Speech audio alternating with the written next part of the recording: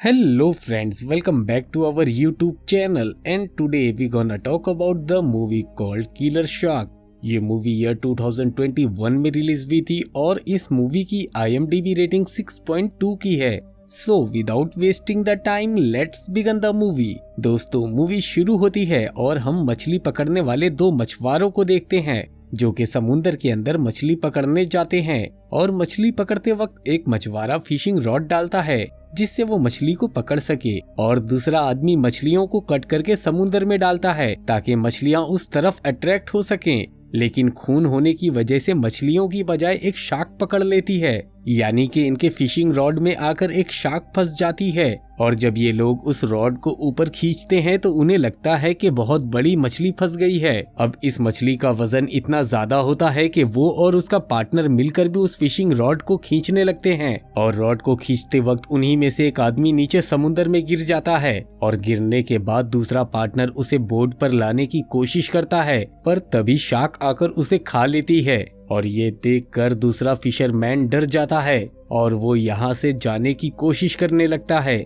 लेकिन तभी उसकी बोट खराब हो जाती है और दूसरी तरफ वो किलर शार्क उसकी बोट की तरफ ही घूम रही होती है। अब एक रॉड की मदद से वो फिशरमैन उस शार्क को मारने लगता है और वो रॉड उस शार्क को जाकर लग जाती है।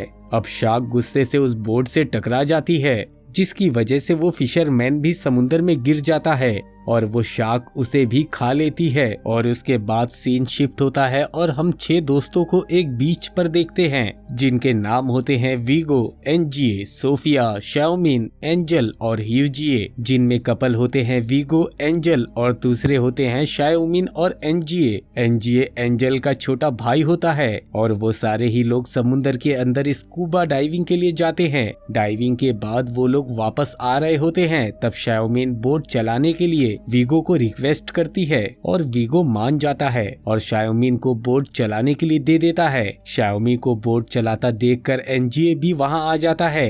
अब ये दोनों कपल मस्ती करने लगते हैं और अब इसी दौरान शाओमी का बोट पर से कंट्रोल खो जाता है जिसकी वजह से बोट पलट जाती है और वो सारे लोग समुद्र के अंदर गिर जाते हैं। अब गिरने की वजह से सोफिया के पैर में चोट लग जाती है और ह्यूगे जो कि बोट के रूम में फंस चुका था उसे बचाने के लिए वीगो समुद्र के अंदर जाता है और उसे बचा लेता है। उसके बाद वो सभी लोग अपनी पलटी हुई बोट पर चढ़ जाते हैं और अपनी मदद करने के लिए वो गन से सिग्नल भेजते हैं। सिग्नल भेजने के बाद भी कोई भी मदद उनकी तरफ नहीं आती, इसीलिए अब वो लोग डिसाइड करते हैं कि वो लोग अब स्विमिंग करते हुए बीच पर वापस जाएंगे। सोफी चोट लगने की वजह से बोट पर ही रुकने का फैसला करती है और उसकी मदद करने के लिए ह्यूगे भी बोट पर रुक जाता है और बाकी के सब लोग सेफ्टी टायर की मदद से स्विमिंग करके जाने लगते हैं।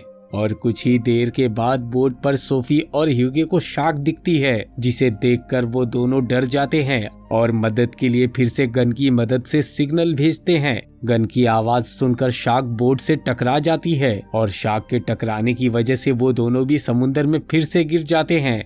अब दोनों भी बोट पर चढ़ने की कोशिश करने लगते हैं और इसी दौरान शार्क पीछे से आ जाती है। अब खुद की जान बचाने के लिए सोफी ह्यूगे के सर पर बोतल से वार करती है जिससे कि उसका ब्लड निकलने लगता है और वो बेहोश हो जाता है और तभी शार्क आकर उसे पकड़ लेती है। और दूसरी ओर सोफी जल्दी से बोट पर चढ़ जाती है और थोड़ी देर के बाद शार्क फिर से बोट के पास आ जाती है। ये देखकर सोफी उस शार्क को मारने के लिए गन निकालती है लेकिन गलती से वो पानी में गिर जाती है और गिरने की वजह से शार्क उसे देख लेती है।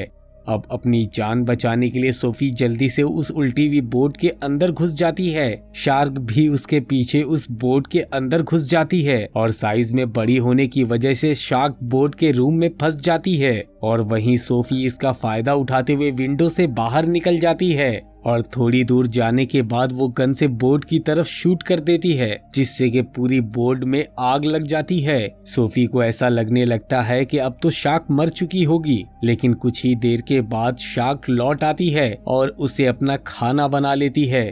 दूसरी तरफ चारों दोस्त जो अभी भी तैर ही रहे होते हैं तभी शार्क उनके पास भी पहुंच जाती है। वो सभी लोग उस शार्क को फायर स्टिक और गन की मदद से रोकने की कोशिश करते हैं लेकिन बहुत कोशिश के बाद भी वो लोग शार्क को रोक नहीं पाते और इस बार शार्क शाओमिन को खा लेती है उसके बाद वो तीनों फिर से तैरने लगते हैं और तैरते तैरते वो लोग इतना थक चुके थे कि वो समुद्र के बीच में मौजूद चट्टान पर बैठ जाते हैं। आराम करते वक्त एंजल का छोटा भाई एनजीए सेफ्टी ट्यूब को देखता है जो कि तैरते हुए बहुत दूर तक निकल जाती है।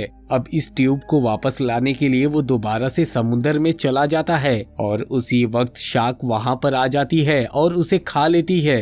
उसके बाद वीगो चट्टान पर लाकर एंजल को बिठा देता है और अपना लॉकेट उसके गले में डालते हुए कहता है कि ये लॉकेट उसे टेम्पल से मिला था और ये लॉकेट हमेशा से उसे प्रोटेक्ट करता रहा है और अब ये तुम्हें प्रोटेक्ट करेगा। कुछ देर के बाद वो दोनों फिर से तैरने लगते हैं और थोड़ा आगे बढ़ने पर उन्हें एक बोट दिखाई देती है और ये लोग उससे मदद मांगने लगते हैं। दूसरी तरफ वो बोट वाले लोग भी उन्हें देख लेते हैं और उनकी मदद करने के लिए वो लोग उनकी तरफ बढ़ने लगते हैं। बोट काफी दूर होती है इसीलिए उन लोगों की तरफ पहुंचने में बोट को टाइम लग रहा था और पीछे से शार्क वापस आ रही होती है। वीगो उस आती हुई शार्क को देख लेता है और वो एंजल की जान बचाने के लिए खुद की जान को खतरे में डाल देता है। वो उसे अकेला छोड़कर खुद आगे की तरफ बढ़ने लगता है। एंजल को लगने लगता है कि वीगो ने उसे धोखा दिया है, लेकिन वो तो उसकी जान बचाने के लिए आगे जाता है। वहीं वीगो आगे आने के बाद एक एक करके अपनी हाथ की उंगलियां काटने लगता है ताकि शार्क उन उंगलियों से निकले हुए खून की तरफ अट्रैक्ट हो जाए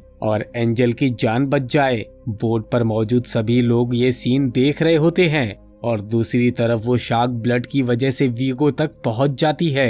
अब एंजल बोट पर आ चुकी थी। बोट पर आने के बाद सभी लोग उसके प्यार की तारीफ करते हैं, लेकिन एंजल ये सुनकर भड़क जाती है और कहती है कि वो उसका कुछ भी नहीं था। तब बोर्डमैन उसे बताता है कि उसने सिर्फ उसकी जान बचाने के लिए ये सब किया था। ये सुनकर एंजल को अपनी गलती का एहसास होता है कि वो वीगो के बारे में कितना गलत सोच रही थी। उसके बाद सीन वापस बीच पर आ जाता है जहां एंजल एक हाथ में रॉड और एक हाथ में लॉकेट पकड़े हुए खड़ी थी जो कि वीगो ने उसे दिया था और वो वापस से समुद्र में जाती है और ये स्टोरी यहीं पर खत्म हो जाती है। अगर आपको हमारा ये वीडियो पसंद आए तो वीडियो को लाइक, चैनल को सब्सक्राइब और हाँ, बेल आइकन के बटन को दबाना ना भूलें।